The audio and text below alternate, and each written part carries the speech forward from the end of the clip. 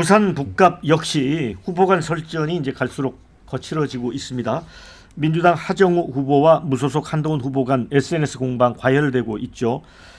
한 후보는 SNS에 하정우 후보죠. 하정우 후보는 SNS에 업스테이지 주식 파킹 의혹에 대해 묻는 한 남성을 향해 또 시간을 줘야 해명할 거 아니냐 이런 격앙된 모습의 영상을 올리며 이 영상을 올린 것은 한동훈 후보네요. 하 후보가 이제 또 시간을 줘야 해명할 거 아니냐라는 장면이 나왔죠. 자, 자기를 지지하지 않더라도 대한민국 국민을 면전에서 무시하고 화내고 면박 주는 건 정치인의 기본 태도가 아니다라면서 이제 하정 후보를 꼬집었습니다. 그러자 하 후보도 SNS에 북구 주민 폭행 사태 한동훈 후보가 답하라는 영상을 올렸습니다. 하 후보에게 업스테이지 의혹을 물었던 그 남성이 한 후보 이름과 기호 6이 적힌 팻말을 들고 실랑이를 벌이는 모습입니다. 이 하 후보는 한 후보 지지 유튜버가 북구 주민에게 폭력을 행사하는 충격적인 일이 발생했다. 팬클럽 관리부터 철저히 하라고 꼬집었습니다.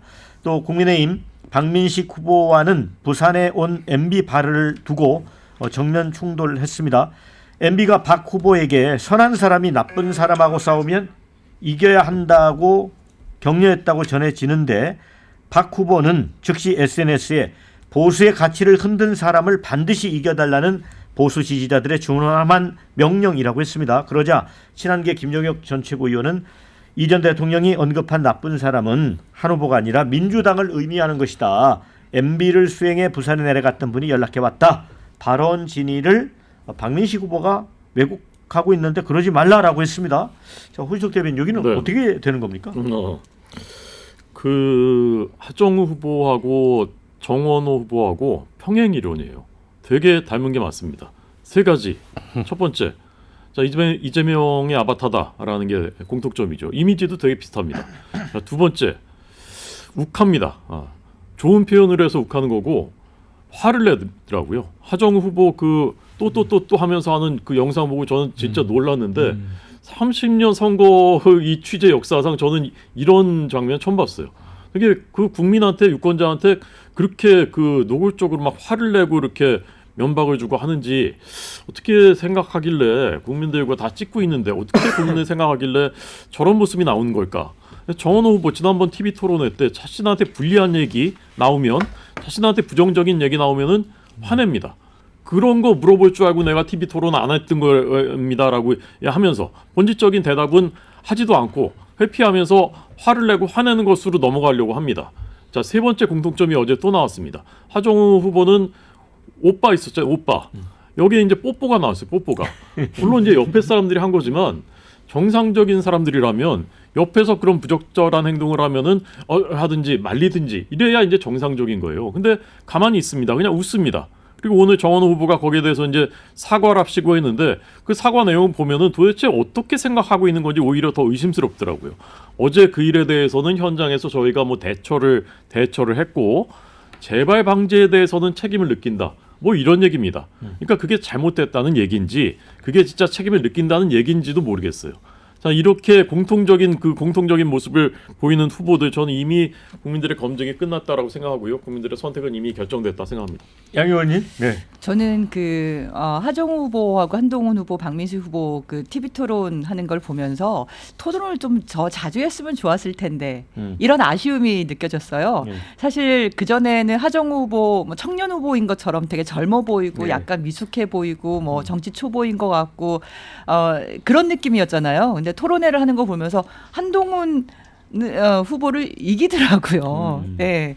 그러니까 물론 이건 개인적인 뭐 주장일 수 있지만 제가 봤을 때는 그 댓글들 장난 아니었어요. 속이 다 시원하다. 드디어 한동훈이 라는 얘기들이 쭉 나옵니다. 그리고 정말 약해 보이고 뭐 어려 보이고 그런 줄 알았더니 내용도 상당하고 그리고 북구에 그 미래에 대해서 발전상에 대해서 AI 도시로 어떻게 만들 것인지에 대해서도 굉장히 구체적인 내용을 가지고 있고 그 전문성뿐만이 아니고 그리고 근성도 있고 그리고 되게 당차고 그리고 한동훈의 어떻게 보면은 보수 진영에서의 대선 후보급이라고 볼 수 있는 건데 맞서서 뭐 지지하는 게 아니라 이겨내더라고요. 그 토론에서. 그래서 이런 토론을 좀 더 많이 봤으면 훨씬 더 좋았을 텐데 그런 생각이 들 정도로 저는 굉장히 재밌는 그래서 지지자들에게 많이 힘이 되는 그런 토론이 아니었냐는 생각이 좀 들었고요.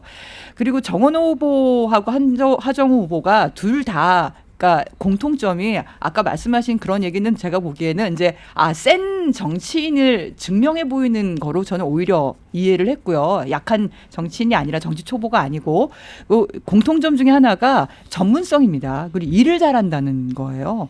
지금 우리는 어떤 그러니까 대선 주자급의 후보 이런 것도 의미가 있겠지만 시민들한테는 이번 지방선거에서는 일 잘하는 유능한 사람이 중요한 거거든요. 그런 부분에서 저는 정원호 후보하고 하정우 후보가 이번 선거운동 과정에서 자기의 면모를 보여주고 있고 그런 오세훈 그리고 한동훈 이런 정치인에 맞서가지고 조금도 이제 뒤지지 않고 홀리지 않는 그런 실력도 보여주고 있다. 그래서 저는 이번에 서울과 부산 양쪽에서 국민의힘에 안타깝지만 그 대마들을 다 꺾을 것 같다는 그런 예견이 듭니다. 제가 국민한테 화를 내고 또 국민 이 눈앞에서 막 오빠니 뽀뽀니 나오고 있는데 가만히 있고 이런 것이 분명 이런 걸 갖고 공통점을 지적했는데 그 공통점을 놓고 센 정치인이라는 것을 드러내는 것이다라고 하니 국민한테 화내고 그런 아주 성희롱적인 또는 아동에 대한 굉장히 안 좋은 이런 말을 하는 것들 그냥 방치하고 넘어가는 게 센 정치인인지 저는 그건 좀 약간 상당히 의문이 들고요.